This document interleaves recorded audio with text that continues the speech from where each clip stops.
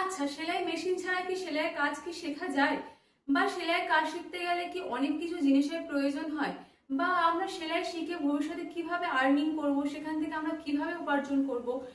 তো এইসব প্রশ্ন কি আপনার মাথায় আসে? আপনিও কি সেলাই শিখতে চাইছেন বা সেলাইয়ের প্রতি আগ্রহ রয়েছে, কিন্তু এইসব প্রশ্ন আপনাকে ভাবাচ্ছে বা এইসব প্রশ্নের আপনি কোনো উত্তর পাচ্ছেন না, যার জন্য আপনি সেলাইয়ের কাজ শুরু করতে পারছেন না, বা সেলাইয়ের কাজ শুরুও করেছেন কিন্তু আপনি কনফিডেন্স পাচ্ছেন না আপনি কিভাবে সেলাই কাজটাকে এগিয়ে নিয়ে যাবেন, বা কিভাবে আপনি কনফিডেন্সের সাথে সেলাই কাজটাকে আপনি প্রচার করবেন। তো এইসব প্রশ্ন যদি আপনার মাথায় থেকে থাকে তো আজকের ভিডিওটি আপনাদের জন্য। তো নমস্কার বন্ধুরা, আমি জয়ী, শ্রীজয়ী জয়ী চ্যানেলে আপনাদেরকে অনেক অনেক স্বাগত জানাই। আশা করছি আপনারা সবাই খুব ভালো আছেন, সুস্থ আছেন।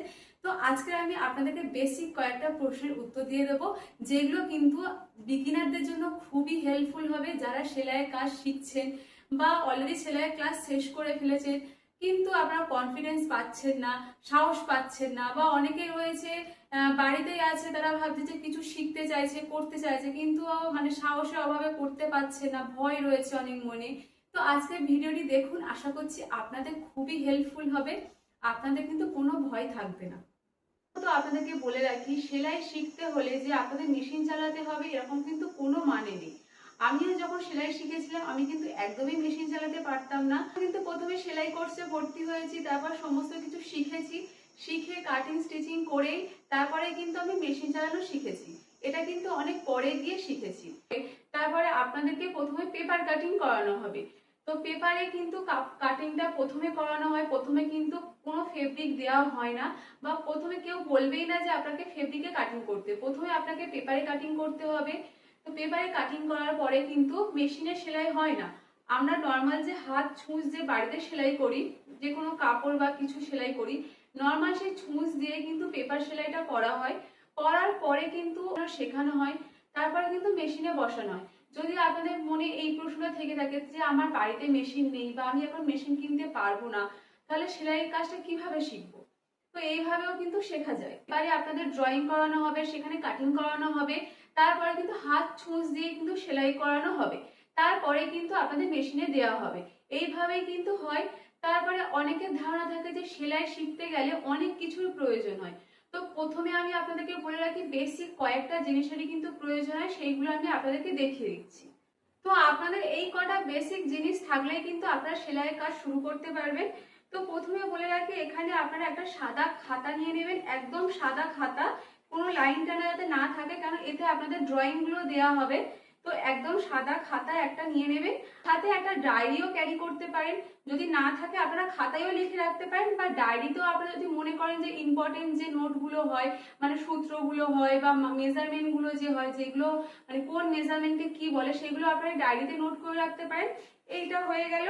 তারপরে আপনাদের পেন, পেন্সিল, রবার এইগুলো তো লাগবেই, কারণ ড্রয়িং করতে গেলে পেন পেন্সিল তো লাগে, সেটা তো নর্মাল জিনিস। আর লেখার জন্য পেন, এটা তো হয়ে গেল। একটা স্কেল লাগবে, এটা স্টিলেরও হতে পারে বা এমনি নর্মাল যে কোনো আপনাদের কাছে থাকলে, কাঁচের স্কেল থাকলেও চলবে, কারণ লাইন টাইন টানার ক্ষেত্রে প্রয়োজন হয় একটা স্কেল। তারপর লাগবে একটা কাঁচি। কাঁচিটারও বেশি দাম নয়, আপনারা 150 থেকে 200 টাকার মধ্যে ভালো কাঁচি কিন্তু মার্কেটে পেয়ে যাবেন। তো নর্মাল একটা যেরকম সাইজের কাঁচি নিয়ে নেবেন, এই যে দেখাচ্ছি এরকম কাঁচি একটা নিয়ে নেবেন। একটা ফিতে লাগবে, এটাকে ইঞ্চি টেপ বলে। তো এই মেজারমেন্টের জন্য একটা টেপ লাগে, এটারও বেশি দাম নয়, 20 টাকার মধ্যে হয়ে যায়। তারপর লাগে হলো একটা পিন। এই পিনগুলো হলো আপনারা যখন কাটিং করবেন বা পেপারে যখন কোনো কিছু ড্রয়িং করবেন, পেপার যাতে না উড়ে যায় বা পেপার যাতে সমান থাকে, কাপড়েও সেম, তো তার জন্য এই পিনটার প্রয়োজন হয়। তো এই পিনটা আপনাদের লাগবে, এটা 16 টাকা বা 20 টাকা এরকম নেয়। তারপর লাগবে হলো একটা চক। এই চকটা হলো আপনারা যখন ফেব্রিকে কাপড়ে কোনো কিছু ড্রয়িং করবেন তখন কিন্তু এই চকটা লাগে। আর এটা হলো যে সেলাই খোলা, বা এটাকে স্টিচ ওপেনার বলে। তো এটা হলো সেলাই, আমরা যখন নতুন নতুন সেলাই শিখি বা করি তখন কিন্তু আমাদের ভুল হয়, সেলাই কিন্তু ভুল হয়, কোথাও কম সেলাই হয়, কোথাও বেশি পড়ে যায়, তার জন্য সেলাই খুলতে হয়, তার জন্য এইটার প্রয়োজন হয়। তো এই কটা জিনিস হলে কিন্তু আপনারা খুব সহজে কিন্তু সেলাইয়ের কাজটা শুরু করতে পারবেন।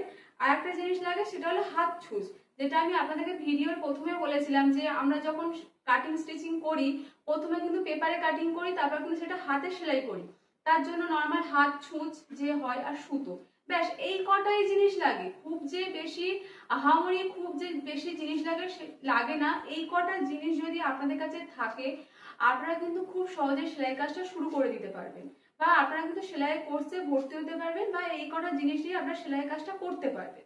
আর একটা যে কমন প্রশ্ন সবার কাছেই থাকে বা সবার মনেই আসে, যে আমরা সেলাই শিখে কি সাথে সাথে সেলাইয়ের কাজ কি শুরু করে দিতে পারি, মানে যেটাকে আমরা বলি টাকা উপার্জন করা, কি আমরা সেলাই শিখবো প্লাস পাশে পাশে আমরা টাকা উপার্জন করতেও কি পারবো? হ্যাঁ, অবশ্যই পারেন। তার কয়েকটা আপনাদের কাছে আমি মানে পথ বলে রাখছি বা উপায় বলে রাখছি। সেটা হলো, আপনারা দেখবেন, আপনারা প্রথমে তো শিখছেন, কোর্স করছেন, খুবই ভালো কথা। মেশিন চালানো যদি আপনারা শিখে যান, মোটামুটি ভালোই আপনারা মেশিন চালাতে পারেন, তাহলে কি হবে বলুন তো? দেখবেন যে অনেকেই এমন রয়েছে যারা রেডিমেড জামা কিনে কিন্তু সেলাই করে কিন্তু পরে, সেটা নাইটি, চুড়িদার, ব্লাউজ, বিভিন্ন রকমের ড্রেস রয়েছে, জামা রয়েছে, সেগুলো কিন্তু তারা ফিটিংস করায় বা সেলাই করায়। কারণ রেডিমেড জিনিসে কিন্তু খুব সেলাই যে পাকাপোক্ত থাকে না, সেলাই কিন্তু দিতে হয়। তো এই সেলাই করার জন্য কিন্তু আপনাদের কোনো মানে কোর্সের কিন্তু দরকার লাগে না। আপনারা নর্মাল কিন্তু একটু যদি আপনাদের নলেজ থেকে থাকে, যখন আপনারা সেলাই শিখছেন আপনাদের তো একটু নলেজ তো হয়েই যাবে, আপনারা কিন্তু ওই সেলাইগুলো করতে পারেন। সাথে সাথে আপনাদের শাড়ির ফলস, শাড়ির যে দেখবেন সবাই নতুন শাড়িতে শাড়ির ফলস করায়, পিকো করায়, তো এটাও কিন্তু করতে আপনাদের কিন্তু খুব একটা মানে মানে খুব এগুলো সহজ জিনিস, আপনারা কিন্তু খুব মানে এগুলো নর্মাল কিন্তু সবাই বাড়িতেও করে থাকে। অনেকে কিন্তু বাড়িতে শাড়ির ফলস ফলস পরায়। তো আপনারা যখন মেশিন কিনবেন, এইসব সেলাই কিন্তু টুকটাক করতেই পারেন। তাহলে আপনারা কোর্সও এদিকে করতে পারবেন, পাশে আপনাদের কিন্তু একটা ইনকামের একটা কিন্তু পদও কিন্তু খুলে যাবে। এবার আস্তে আস্তে যখন সেলাই কাজটা আস্তে আস্তে যখন আপনি শুরু করবেন, এই টুকটাক সেলাই করতে করতে আপনার কাছে অনেক কাস্টমার আসবে, অনেক কাস্টমার জানবে যে আপনি সেলাই করছেন। তারপরে আপনি যখন সবকিছু তৈরি করা শিখে যাবেন, তখন কিন্তু আপনি তাদেরকে তৈরি করেও দিতে পারবেন। কারণ সেই কাস্টমাররা আপনাকে দেখছে যে আপনি সেলাই করছেন, তৈরি করছেন, বা আপনি যে জিনিসগুলো তৈরি করছেন তাদেরকে দেখাবেন যে আমি এই জিনিসটা তৈরি করেছি, এই জামাটা করেছি, এই ব্লাউজটা করেছি। তাদেরকে কাস্টমার দেখে তাদেরও পছন্দ হলে অবশ্যই কিন্তু আপনার কাছে করবে। তো এইটা ভাবার কখনোই আপনাদের উচিত নয় যে সেলাইয়ের কাজ শিখে আমরা ভবিষ্যতে কাজ করতে পারবো কিনা, বা টাকা উপার্জন করতে পারবো কিনা, বা কিভাবে করব। আপনাদের কিন্তু অনেক উপায় রয়েছে, আপনারা কিন্তু অনেক উপায় করতে পারেন। আর একটা জিনিসও রয়েছে, সেটা হলো অর্ডারি কাজ। অনেকেই দেখবেন গ্রামে গ্রামে এই জিনিসটা রয়েছে, মানে অর্ডারি কাজ কিন্তু তারা এসে দিয়ে যায়। আপনি যদি সেলাই করতে পারেন তাহলে আপনাকে কিন্তু দিয়ে যাবে। সেটা অনেক পোশাক হতে পারে, স্কুলের বিভিন্ন ইউনিফর্ম থাকে, নাইটি থাকে, সায়া থাকে, এইগুলো আপনাকে কি করবে, তারা কেটে সুতো সমেত কিন্তু মানে জিনিসটা কিন্তু আপনাকে আপনাকে কাটিং করতে হবে না, তারা কাপড় কেটে সুতো সমেত মানে আপনি যে সেলাই করবেন সেই সুতো কিন্তু আপনাকে তার সাথে দিয়ে দেবে। আপনি শুধু সেই মাপ অনুযায়ী মানে তারা যেভাবে কাটিং করে দিয়েছে, তারা আপনাকে অবশ্যই একটা স্যাম্পল দেবে, সেই মতন অনুযায়ী কিন্তু আপনাকে সেলাইটা করে দিতে হবে।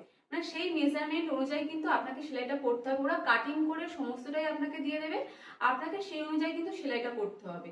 তো এটা সময় থাকে, সেই সময়ের মধ্যে কিন্তু আপনাকে করে দিতে হবে।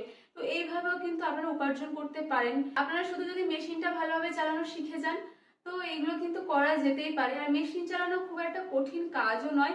আপনারা দুই একবার ভালোভাবে যদি দেখেন কেউ মেশিন চালাচ্ছে, বা আপনারা যদি মেশিনে বসেন, তাহলে দেখবেন খুব সহজেই শিখে যাচ্ছে, খুব একটা কঠিন বিষয় নয়। তারপরে আস্তে আস্তে যখন মেশিন চালানো শিখে যাবেন, মেশিনের বিভিন্ন পার্টস সম্বন্ধেও কিন্তু আপনার ধারণা চলে আসবে, যে কোনটার কি কাজ, কোথা থেকে কি হয়, কেন সেলাই খারাপ হয়, এগুলো তো পরের কথা, আপনারা অবশ্যই শিখে যাবেন। তো আমার এই টিপসগুলো আপনাদের কেমন লাগলো অবশ্যই কিন্তু কমেন্টে জানাবেন, বা আমার মতের সাথে আপনার মতের মিল আছে কিনা তো আমাকে কিন্তু অবশ্যই কমেন্টে জানাবেন। আর আমার ভিডিওটি ভালো লাগলে অবশ্যই চ্যানেলটিকে সাবস্ক্রাইব করে রাখবেন। আপনাদের লাইক কমেন্টের আশায় থাকবো। আর আমাকে ফেসবুকে ফলো করতে হলে আমার ফেসবুকের নাম আছে জয়ী ঘোষ।